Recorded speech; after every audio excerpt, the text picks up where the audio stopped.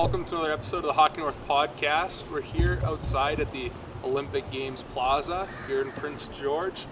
To my left here, I've got Decker Mujcin, Scotty Cousins, and Amar Powar. Welcome to the pod, boys. Thank you. Thanks for having us. Yeah. All right, so it's mid-August now. We're looking ahead to junior camps. You guys are all 20-year-olds. It's your last year of junior eligibility. How excited are you guys? Oh man, I'm pumped. Last year haven't done anything too special in my junior career quite yet, but I think it's the year to do it for sure. Yeah, excitement for me for sure too. It's a new home, so in Portage with this guy living together as well. So yeah, I'm looking forward to it. It'll be a blast. Yeah, no, third year back at the same place for me, and I think it's finally time to get the job done. We'll see. Yeah, you always got to go big or go home in your 20-year-old year, eh? Go with the bang. Absolutely. So, Amar, I was going to ask you, looking back to last year, you're playing in the MJHL. For you, growing up, you're always a big body, played a physical style of hockey. Did you find that the MJ suited your style a lot, or was there an adjustment period for you? I think for sure, yeah, the MJ is a league that I'm supposed to be in. I think right when I got there when I was 18, I just felt like, this is the place for me, and it still shows. I'm still playing in the league, so it's a great league, and got these guys now, so we're going. Yeah. The Caribou boys are overtaking the MJ.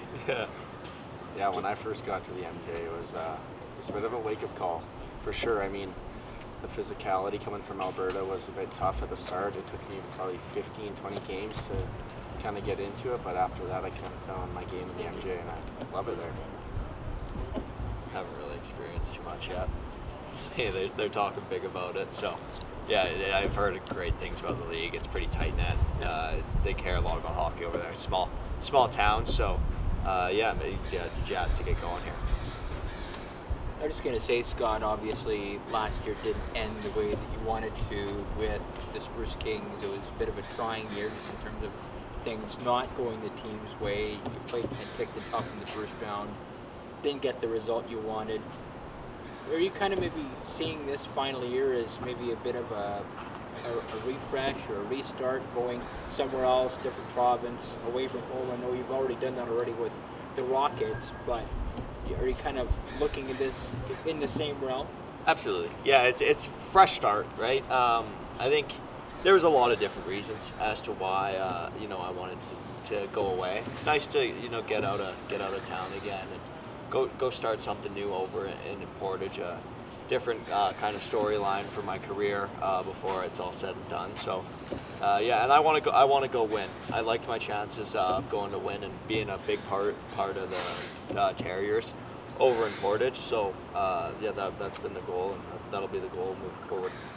Portage, one of the premier teams in the MJHL for a long time under head coach and general manager Blake Spiller. Decker, you were acquired there portion away through last year. You had a couple of stints in Spruce Grove, and then you were in Grand Prairie for a while. I guess for you, do you feel like you're kind of, I want to say arrives the right word at the junior level, but do you feel like you're finally kind of, on the other end of the spectrum now, knowing that you kind of know what to expect? Yeah, for sure. I mean, I went to Alberta. I know I bounced around a few teams, but last summer I went to Portage, and I kind of found my home there. I found my style, I found my role within the team, and I really loved it, and I'm excited to go back. Amar, you were talking about how the league kind of fit you and your style. I've covered the SJ and the MJ for 3.5 years before I moved out west.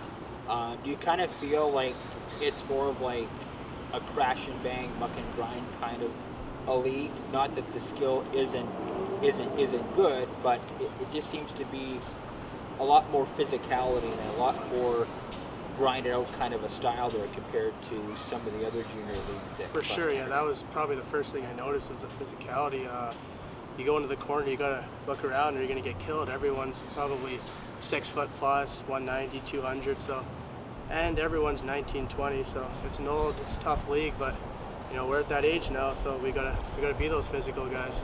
Yeah, that's the thing too. In Manitoba, you're at 8 20-year-olds, so comparing it to like the BCHL or even the Dub, it's a lot older. You carry a lot older team. You can carry bigger team than most other leagues, so that's a bit of a wake-up call when you first get there. But You know, Swan River, I've been there a few times. A nice little community there in Manitoba. How have you found it being away from home now, playing hockey for now 3 years further east in the country? Was it a bit of a shock to you at first, or did you kind of take a liking to it right away? I'd say probably the first couple weeks were a shock for sure. Coming from obviously BC over driving through Saskatchewan, seeing pretty much nothing, and then getting there. But once I kind of got a hold of things, it was it's kind of normal now. So community is great. The people are nice there. It's a good place to play. Yeah, Centennial Arena, when it's full, it's a pretty nice place to watch a game. I've seen a few games there over the years, but it's nice to see that obviously all three of you in your 20-year-old seasons now kind of leading that charge. I'll go back to you here for a second here, Scott. You've played in the Western League, as we've touched on. You've played with the Spruce Kings. You're now heading to Manitoba. I guess, what have you kind of maybe taken from every stop that you've had at the levels that you've played at up until now? Yeah, there's different lessons to be learned throughout the journey, the whole way through. Lots of them hard, some more important than others for sure, but there's been different various things that happen along the way. Like it's different styles everywhere you go. There's a lot of different things you kind of have to pick up on, and it does take a while. There's an adjustment period, league to league, I found in my experience, and just try and navigate it as best you can. Keep an open mind throughout it all, and do your best, I guess. Decker, you had dealt a couple of times in Alberta before coming to Manitoba. Just really touch on those experiences and dealing with getting traded and playing in a couple different spots until kind of finally settling in Portage. yeah, so I went to Spruce Grove my 18-year-old junior year, and obviously getting traded when you're that young, packing up and moving within a day is not easy for sure. But I think if you're just mentally strong and you're prepared for that, in junior hockey is not all going to be easy, right? So if you're ready to go somewhere else, then I think it's a good opportunity and you should do it. And so, I mean, for all three of you guys, you've all grown up playing together here in Prince George, and leading into also playing for the Caribou Cougars. How exciting is it for the three of you to be able to play together in the MJ this year for your final year? Yeah, I think it's awesome. We've grown up together. We've played through Bantam, through minor midget, major midget, everything, right? So I think it's pretty cool that we kind of all fell back together, and I'm super excited. Yeah, these are three of my best buddies, so to be able to play against, and then play with, live alongside one of them is pretty sweet. Just a good way to go out, really, and it's lots of fun. I mean, to still play hockey with these guys or against these guys it's pretty cool. We won a championship together in Bantam, so that obviously brings a group closer together. So, hopefully we can do that again with one of the two this year. Exactly. You're talking about your minor hockey days in Prince George, winning a championship in Bantam. I know I covered you, Scotty, and I think both of you might have been on the same team, that U15 team that was primed to go all the way before the pandemic hit. Even though we didn't get the prize at the end due to the shutdown, how special was that team, that U15 ranks, when you made the jump from Bantam to that level that year? It was definitely a special group because, as you said, coming off that provincial win, and when COVID hit, we were first in the league, coming off a sweep in the first round. We were ready to win it, so it really sucked, but that group was really close. Yeah, I think close is a big word. Just also, there's a lot of things that have to gel in order for a team to really be successful. And I think that's what we had that year, was just a lot of guys bought in for the same thing. And hopefully we can kind of do the same thing this year and make a run. Yeah, for sure. So, as you mentioned, Scotty and Decker, you're going to be likely living together for this season, which is going to be a lot of trouble for Portage. Yeah. I'm kidding, of course, but maybe we see We see Amar slide in there midway through the year. Yeah. A late season Yeah. acquisition there at the deadline. Go for a run. trade. Yeah, I can see it. We've been talking about that actually a little bit.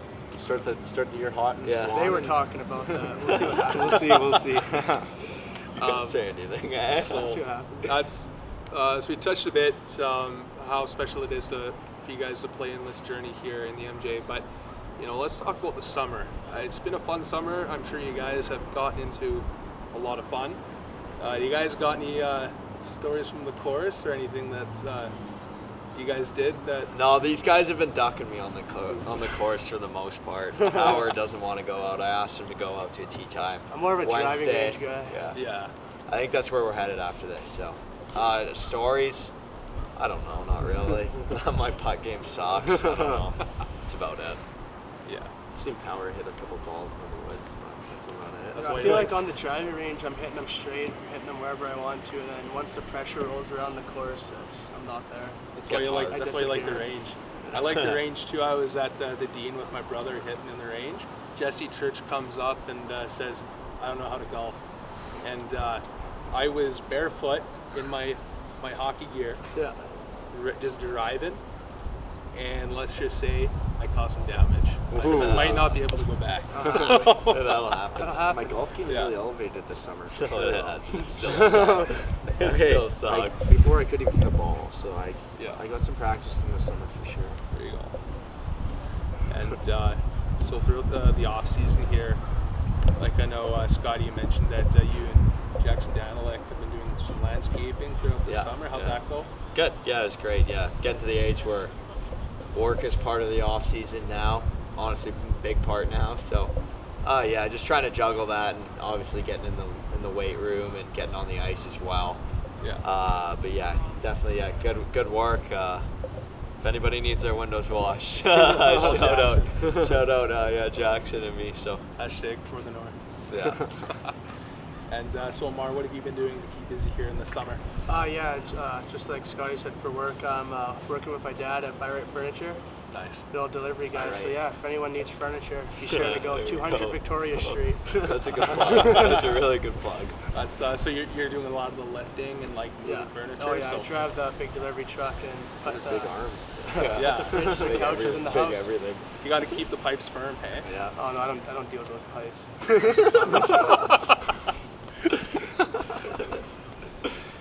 And so Decker, how about you? Of course, your dad's coaching for the U15 team again this year for the Caribou Cougars, so I'm sure he keeps you pretty busy with that. Oh yeah, we've been doing a lot of video and kind of just getting ready for the year, kind of going through all the plans he has with the boys. I think honestly they're going to have a really solid team there in U15. I think there's a lot of potential there. And yeah, hopefully we can run it back, another win for his kid. We'll see. 2 for 2. 2 for 2, right? That's awesome. And yeah, I mean, looking forward to the season here. Obviously, we wish you guys the best of luck to support you guys. We'll definitely try to have you guys on again if we Sure. can scare you off this time. But for sure, we'll be looking forward to seeing what you guys do this year for your last dance in the MJ, last chance of eligibility here for juniors. And Brendan, what else do you got?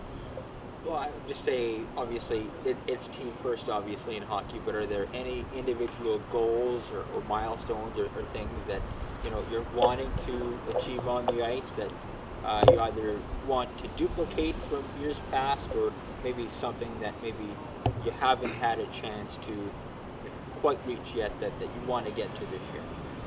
Honestly, at this point, I think these guys could say the same.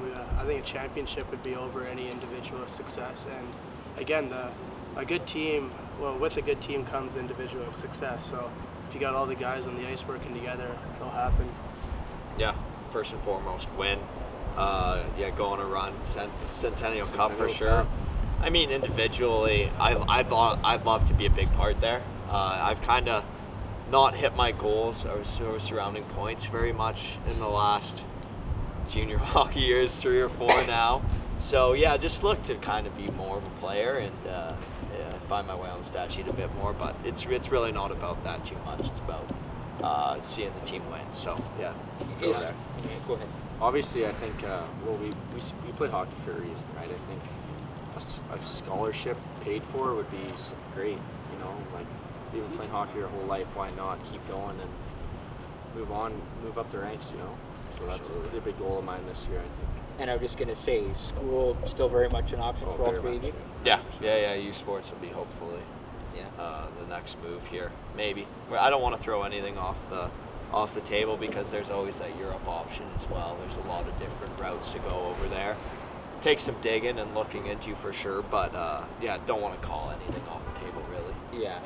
Of course, Decker, you come by the game honestly with your dad playing junior and in the WHL and being a coach. Like, what's maybe one of the things that he's kind of mentored you or kind of teach you the most about the game that maybe, the odd minor hockey coach might not be able to tell you because they might not have the playing experience. Yeah. Well, for me and my dad kind of play a similar game, rough, gritty, and all that. And just having him around the house all the time, talking about hockey and trying to push me to be the best player I can has really helped me. I think even like the mental side of the game, he's been always there for me and kind of coach me through everything. So really good to have him around. That's good. Well done, sir. D'Lo doesn't like it. He's not happy. I turned it off. Close to Madagascar right now. Go get him, D'Lo. Tesla as well. Yeah, he does not look impressed right now or a camera guy at all. I think Tesla, I think the man too. behind the magic here, D'Lo, is not sure if he should be pissed off by the music or pissed off by the Tesla. Both. Tesla's a garbage car. Yeah. Don't get me started about the Cybertruck. It's pretty cool. Do either of you have like a favorite? I know you talked about the championship in bantam, but do you have like any other favorite moments growing up through minor hockey or anything in particular from the sport that come to mind? I got one from a long time ago. This was before Decker even got to Prince George. It was back in spring hockey at Prince George Pirates. Me and this guy right here, Scotty, we scored in the quarterfinals and semifinals in the same day. We scored the OT winners. So that was pretty cool. I remember that. Yeah. Pirates. You want to go or me? Yeah, I can go. So we had this one tournament in Edmonton. We were at the Bantam, and we were missing our top guy, Nico Majanovic, and we lost the two first games of the tournament, 0-2 going in, and we just clicked. We came together and we won that tournament. And it was pretty cool. We were the underdogs and we were missing our top guy, but this guy stepped up. All of us stepped up, and it was pretty cool moment to win that tournament. Yeah. Obviously, those two had pretty good ones. There's been a lot. Playing in the playoffs, Western League was pretty cool in Seattle. Because that barn's pretty electric, so that was cool. I wasn't in. I had my wrist broken, but even just seeing it, being around it was pretty cool. Just seeing what it takes to win, really. That's probably one of the coolest things. It's like when you get a big win, and the joy that comes with winning, probably. Of course, Nico went on to win the championship that year with Seattle with that stacked team. One win away from winning the Memorial Cup last season. He signed with Anaheim after getting drafted last summer. Likely going to play in the AHL. All the PG guys kind of keep in touch with each other. I know you mentioned Nico was a big part of some of your teams growing up through the minor hockey system. Nico, of course, obviously a Caribou Cougar grad, like all of us here, like the three of you. And so is there kind of like a bond or a camaraderie between all the local guys? Oh yeah, absolutely, yeah. I can do this one, boys, but if you want, yeah. We just were skating with Nico the other day. He's best buddy of ours. Obviously, playing on teams that when you win together, you like to kind of stick with that core. We built a good friendship. There's another 4 or 5 probably around us. So it's good. He's obviously accomplished so much. The boys are stoked for him. I am. I know that. So Every year that we played with him, he's always been the leader in the team. He's been the go-to guy, so it's always been nice to have him because he's so good. He'll score a goal when you need it. So. Yeah, I remember those days, for the Pirates, because obviously my brother Matthew was the goalie for your guys' team on those runs, and Nico would sometimes play like 30 minutes and he would never run out of gas. No. Like, you'd look at that and you're like, this is a kid that's got something special. He's definitely going to go far, and he's making the waves I think we all knew he'd make. So it's pretty cool to see. Yeah. Yeah. Throw it back. And then, like, one more question I had as we're talking about this. I mean, since you guys, growing up here in the North, playing together, playing on a lot of the same teams, going through a lot of intense emotional moments and having these memories, these lessons, these successes and celebrations together, what have you all really learned through that, and how has that shaped you as individuals and as players? I don't know. Yeah, you build as you go through the years. Kind of, you learn a lot of things along the way. Learn how to be a teammate, because it takes work. You don't just naturally. I don't even know how to. It takes answer the discipline question. throughout the year. You gotta make sure you come to the rink every day being focused, being disciplined. Because if you take a couple practices off, you lose that game. Those could be the 2 points that matter. Yeah. There's little things, so there's a lot of things that happen every day that just stack up till the championship happens. A lot of character building for sure. We all learned a lot growing up,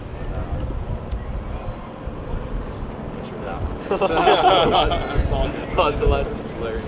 Lessons learned. I guess the big thing too, accountability. Hey, you say like kind of what you were mentioning there on building these habits, and if you want to work in say the gym, or if you're kind of slacking on nutritional plan or anything in there, your performance isn't your best, you lose a couple of points, that accountability with your team is there, and hey man, you're put on.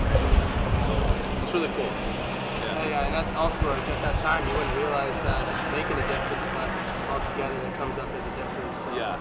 It is. It's important. When you sacrifice the Big Mac and fries for the chicken and broccoli, you might want to cry, but the payoff is big.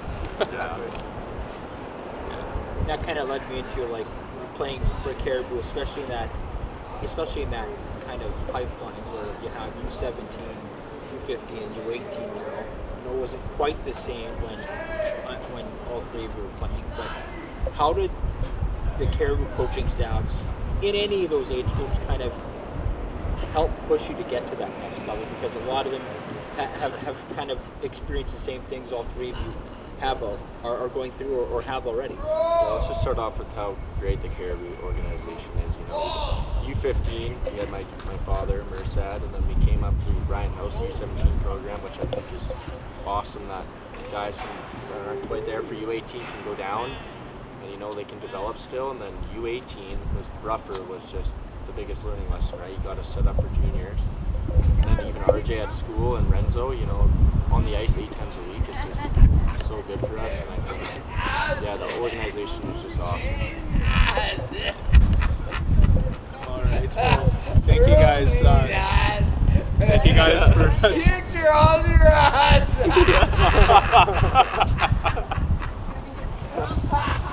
I didn't. He know it, bro. Just Jesus.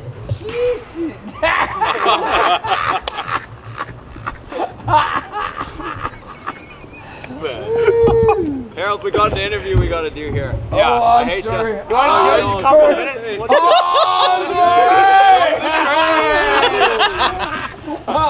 I'm not the one. Absolutely not. All right, buddy. There you go.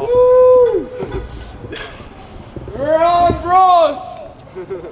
Have a good one. Do it. Cheers. Strong.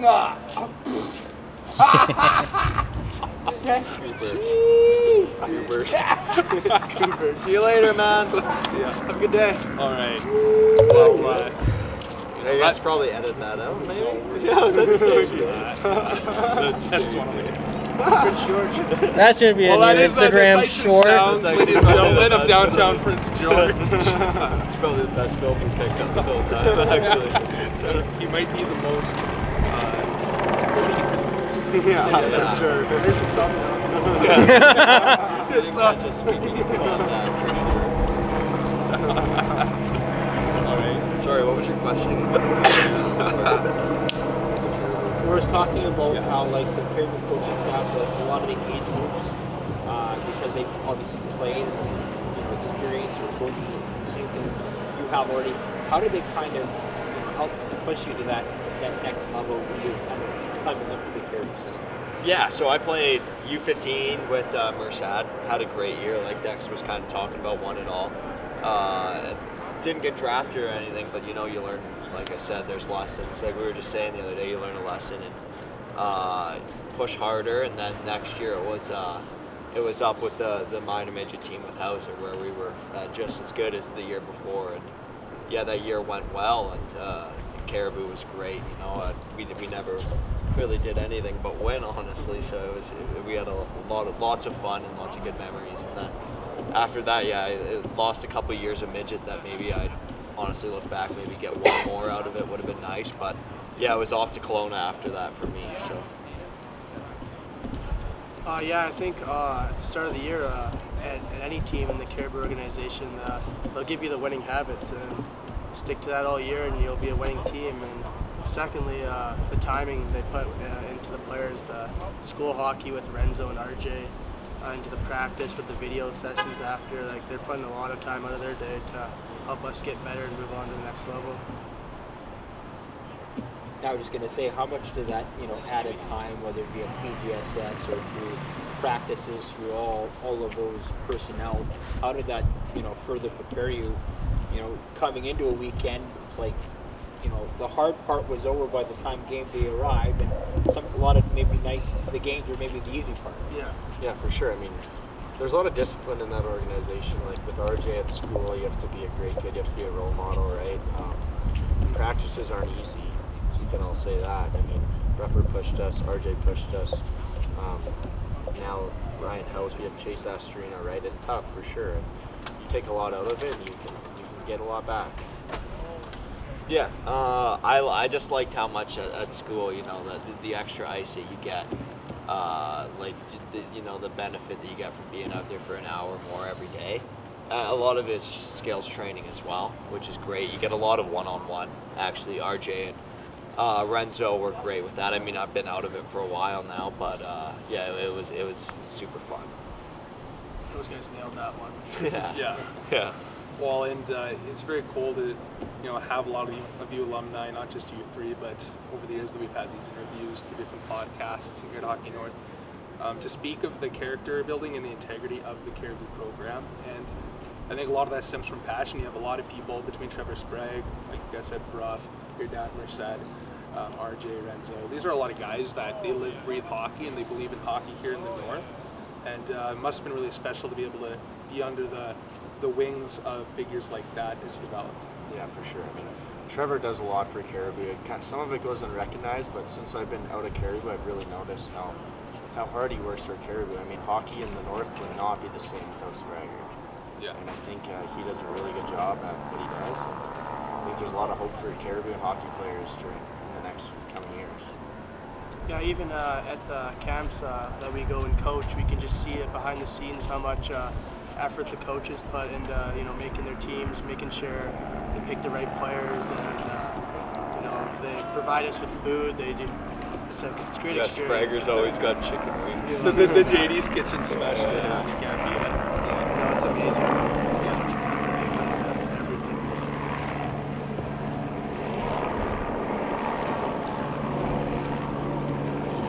All right. Well, I think that's going to conclude our episode here with. We got Decker Mujcin once again, Scott Cousins, and Amar Powar. Thank you guys for coming and joining us here live today. It was a bit of a struggle finding the location, but we found it, we figured it out, and we met Harold. So yeah, shout out Harold. That's a good podcast. Harold's a good guy. Awesome. All right. Right on. Yeah, thanks for having us on, Tyler. Thanks for having us. Thank you.